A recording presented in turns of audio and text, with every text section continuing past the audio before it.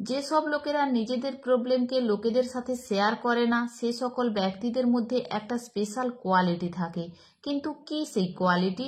আজ এই ভিডিওটির মাধ্যমে আপনি এমন 10টি সাইকোলজিক্যাল ফ্যাক্ট জানতে চলেছেন যা আপনার জীবনযাপন করার ধরনকে চেঞ্জ করে দেবে।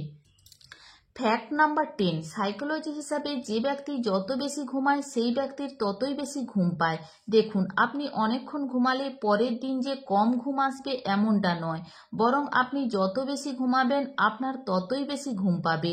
আর এর জন্যই বড়রা বলে, লোভ নিদ্রা ভয়, যতই করবে ততই হয়। ফ্যাক্ট নাম্বার 9, সাইকোলজির হিসাবে আপনি যতই ঠান্ডা রুমে ঘুমাবেন ততই রাতে আপনি ভয়ানক স্বপ্ন দেখবেন।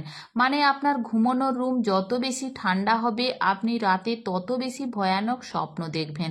দেখুন, এর পিছনে একটি সিম্পল লজিক রয়েছে। আমাদের বডি পৃথিবীর সব থেকে কমপ্লেক্স একটি মেশিন। এর ভেতরে অনবরত ট্রিলিয়ন অফ সেন্স কাজ করেই চলেছে। রাতের ঠান্ডা রুমে ঘুমানোর কারণে আমাদের বডি টেম্পারেচার অনেকটা কমে যায়।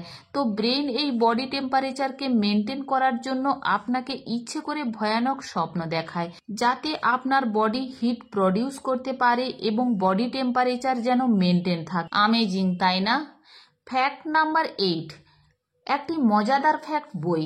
স্বপ্নে আপনি যতই এমন কোনো দৃশ্যকে কোনো না কোনো দিন দেখেছেন যে আপনি কোনো উঁচু জায়গা থেকে পড়ে যাচ্ছেন বা আপনি মারা যাচ্ছেন, আর ঠিক সেই সময়ই আপনার ঘুম ভেঙে গেছে, আপনি চমকে উঠেছেন, এমনটা হয়েছে, তাই না? তো এটা কেন হয়? আসলে এটা এই জন্যই হয় কারণ আমাদের ব্রেনের কাছে মৃত্যুর আগের সময় পর্যন্ত ইনফরমেশান তো রয়েছে ঠিকই, কিন্তু মৃত্যুর পরের ইনফরমেশান আপনার ব্রেনের কাছে নেই। কারণ আপনার ব্রেন মৃত্যুর সেই অনুভূতিকে অনুভবই করেনি। যখন আপনি স্বপ্নে মারা যাওয়ার সিচুয়েশানে চলে আসেন তখন ব্রেন আর এটা ডিসাইড করতে পারে না যে এরপর কি হবে। এই জন্যই আপনি চমকে ওঠেন এবং আপনার ঘুম ভেঙে যায়। ফ্যাক্ট নাম্বার 7, যদি আপনি কারোর সামনে গুড ইমপ্রেশন তৈরি করতে চান তো আপনি তার সাথে এমন একটি টপিকের ব্যাপারে কথা বলা শুরু করুন যে টপিকটি তার ফেভারিট। বুঝতে পারলেন না তো? ফর এক্সাম্পল, আপনি হয়তো এমন একজনের সঙ্গে দেখা করলেন যার ইলেকট্রনিক্সের উপরে খুবই ইন্টারেস্টিং রয়েছে।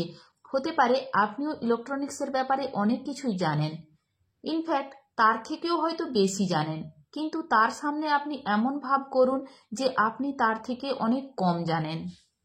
তাকে প্রশ্ন করুন, তার কথা শুনুন, তাতে সামনের ব্যক্তিটি কনফিডেন্ট এবং স্মার্ট ফিল করবে এবং সে নিজেই আপনার সাথে কথা বলতে চাইবে, কারণ সে যে ব্যাপারে কথা বলতে চাইছে আপনি সেই ব্যাপারে আগ্রহ দেখাচ্ছেন, যা আপনাকে তার কাছে একজন লাইকেবল পারসন তৈরি করবে। ফ্যাক্ট নাম্বার 6, যে আপনি মনে করুন আপনি নিজে কার ড্রাইভ করে কাজের জন্য যাচ্ছেন, সেখানে পৌঁছে আপনাকে একটা ইম্পর্টেন্ট প্রেজেন্টেশন দিতে হবে, সুতরাং স্বাভাবিকভাবেই আপনি নার্ভাস ফিল করবেন। তো এই অবস্থায় আপনি নিজেকে শান্ত কিভাবে রাখবেন? সাইকোলজি বলে এই অবস্থায় যদি আপনি আপনার পছন্দের একটি গানকে বাজিয়ে শোনেন তাহলে আপনার নার্ভাসনেস অনেকটা কমে যাবে। হ্যাঁ, শুনে অদ্ভুত মনে হলেও এটা সত্য।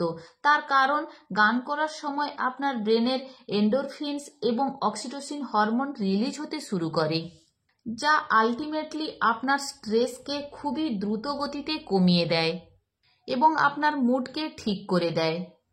ফ্যাক্ট নাম্বার 5, আচ্ছা, হলুদ রঙের দাঁতকে দেখে কারা কারা বিরক্ত হন?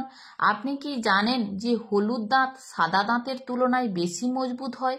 হ্যাঁ, সাইকোলজি এবং সায়েন্সের হিসাবে আমাদের দাঁতের ন্যাচারাল কালার হলো হালকা হলুদ। হালকা হলুদ দাঁত আমাদের মুখের সাথেও ম্যাচ করে, সাদা ধবধবে দাঁত আমাদের মুখের সাথে ম্যাচিং করে না। ফ্যাক্ট নাম্বার 4, আপনি হয়তো দেখেছেন কিছু কিছু লোক রয়েছে যারা খুব তাড়াতাড়ি খাওয়া দাওয়া করে, মাঝে মধ্যে তাড়াহুড়ো করে খাওয়া দাওয়া করে, দেখেছেন তাই না? তো সাইকোলজি বলে যে এই ধরনের ব্যক্তি যারা কিনা তাড়াহুড়ো করে খায় তারা তাদের পার্সোনাল লাইফে কোনো একটি বিষয়কে নিয়ে চিন্তিত রয়েছে, সেই ব্যক্তি কোনো একটি বিষয়কে নিয়ে খুবই টেনশানে রয়েছেন। এই সকল লোকেদের আর একটি লক্ষণ হলো এই, যখন আপনি এদের সাথে কোনো বিষয় নিয়ে কথা বলবেন তখন এরা হতভম্ব হয়ে যায় এবং কি বলবে ভেবে উঠতে পারে না। ফ্যাক্ট নাম্বার 3, আপনি কি জানেন যে সাইকোলজিক্যাল ফ্যাক্টগুলিকে দেখে আপনার কেন ভালো লাগে? অ্যাকচুয়ালি যখন আপনি সাইকোলজিক্যাল ফ্যাক্টকে দেখেন বা পড়েন, তো এতে আপনার নলেজ তো ইনক্রিজ হয়ই, তার সাথে সাথে আপনার ব্রেনও ক্রিয়েটিভ তৈরি হয়। কারণ সাইকোলজি নিয়ে স্টাডি করার ফলে আপনি নিজেকে সাইকোলজির সাথে যুক্ত করে নেন এবং লাইফে হাইলি স্মার্ট এবং এফেক্টিভ তৈরি হয়ে যান। কারণ সাইকোলজি হলো এমন একটি সাবজেক্ট যেটাকে পড়ে আপনি লোকেদের বিহেভিয়ারকে এই ট্রিকগুলির সাহায্যে পড়তে পারেন। আপনি অনুমান করতে পারেন যে সামনের ব্যক্তিটি কি ভাবছেন বা কি ফিল করছেন। এইভাবে সাইকোলজির সাহায্যে আপনি লাইফে স্মার্ট এবং ইন্টেলিজেন্ট হতে পারেন, যার জন্যই আপনি সাইকোলজিক্যাল ফ্যাক্ট ভিডিওগুলিকে এত ভালোবাসেন। ফ্যাক্ট নাম্বার 2, আপনি রেস্টুরেন্টে কোনো দিন তো অবশ্যই খেতে গেছেন এবং সেখানে প্রাইস চার্টকে তো আপনি অবশ্যই দেখেছেন, তাই না?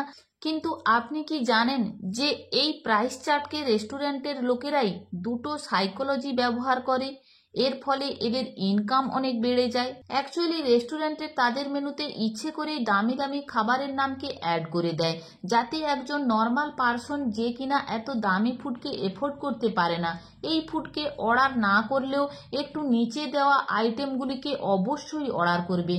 কারণ সে ভাবতে শুরু করে যে যদি আমি বেশি সস্তা আইটেমকে অর্ডার করি তাহলে আমার কোয়ালিটি এবং রেপুটেশন খারাপ হয়ে যাবে। এই জন্যই সে যদি এক্সপেন্সিভ ফুডকে অর্ডার না করে তো সে চিপ ফুডকে অর্ডার করবে না, আর সে মেনুর মধ্যে অবস্থিত খাবারগুলিকে অর্ডার করবে। আর চিপ এবং রেস্টের চক্করে আমরা রেস্টুরেন্টকে বেশি টাকা দিয়ে দিই। লোকাল রেস্টুরেন্ট এই সাইকোলজিকে ব্যবহার না করলেও বড় বড় রেস্টুরেন্ট এই সাইকোলজিক্যাল ট্রিককে প্রচুর ব্যবহার করে। ফ্যাক্ট নাম্বার 1, প্রবলেম তো সবার লাইফে রয়েছে। ইনফ্যাক্ট প্রবলেম আমাদের লাইফে একটি বেস্ট টিচার। যদি একজন ভালো স্টুডেন্ট হয়ে এর থেকে কিছু শেখা যায় তো এটি আমাদের অনেক কিছু শেখায়। তো যদি আপনি নিজের প্রবলেমকে ওভার করতে জানেন এবং প্রবলেমের থেকে বেশি সলিউশনের উপর ধ্যান দেন তো সত্যিই আপনি একজন মানসিকভাবে শক্তিশালী ব্যক্তি। এই জন্যই আপনি নিজের প্রবলেমগুলিকে শীঘ্রই লোকেদেরকে জানিয়ে নিজেকে তাদের সামনে দুর্বলতা দেখান না। এছাড়া আপনি লোকেদেরকে এই কারণেও নিজেদের প্রবলেমের ব্যাপারে জানান না কারণ আপনি জানেন কেবলমাত্র 1% লোকই আপনার প্রবলেমকে বুঝবে এবং 99% লোক তো শুধু আপনার মজা নেবে।